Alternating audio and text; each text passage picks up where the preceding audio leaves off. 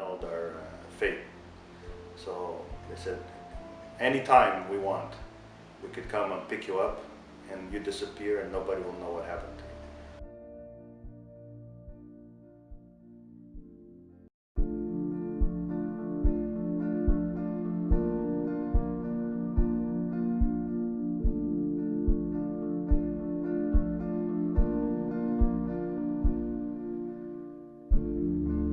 Ceausescu was president of Romania. He was a rigid Stalinist and had one of the world's most brutal secret police forces. He came to be seen as a tyrant and also an incompetent leader as living standards harshly declined, and as even the Soviet Union reduced their economic and cultural ties with Romania. Ceausescu has an incredibly persuasive cult of personality, but that would only last until people realized what state Romania had fallen into. By the late 1980s, he was openly hated. So like elsewhere in Europe, there was a revolution that overthrew his dictatorship. So the state security apparatus, which was the Securitate de Stat, at first were quite permissive, and they were almost like any other, state security force in any other country.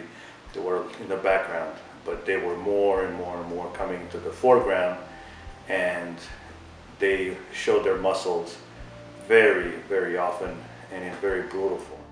There were huge food shortages. People would line up for the basic necessities, things that here and almost in the end of the place you would take for granted, like bread. You had to line up the day before and stay overnight to buy bread.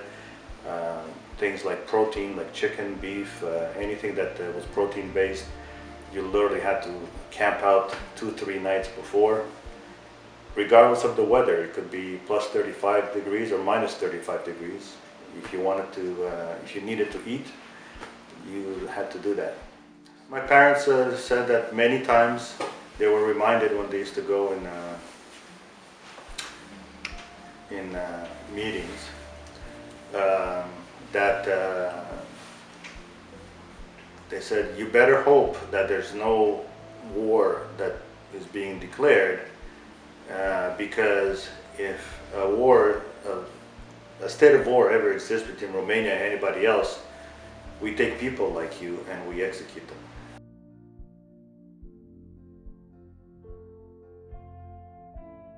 Placed all sorts of pressure on me to kind of throw me off so I would fail my exams. So they would take me out in front of the class and say, did you know that Andreescu wants to leave the country? And in many ways he's a traitor.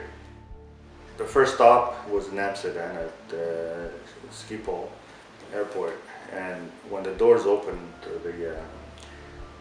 that place where you get off the airplane, it was an incredible. I had never seen so much color, first of all. It was just an abundance of color and lights. It was it was like my senses and noise, but not noise, but like just, it was like, this must, what the heaven must feel like, Fierce gun battles have broken out on the streets of the Romanian capital Bucharest after the communist dictator, President Nicolae Ceausescu, was overthrown by the people and the army. This evening, the soldiers who've joined the demonstrators are fighting security police loyal to the ousted president. Polish television has just said that pro-Ceausescu forces are firing on the crowd. A caretaker government headed by former Foreign Minister Andreescu claims that Ceausescu is under arrest and will be publicly tried.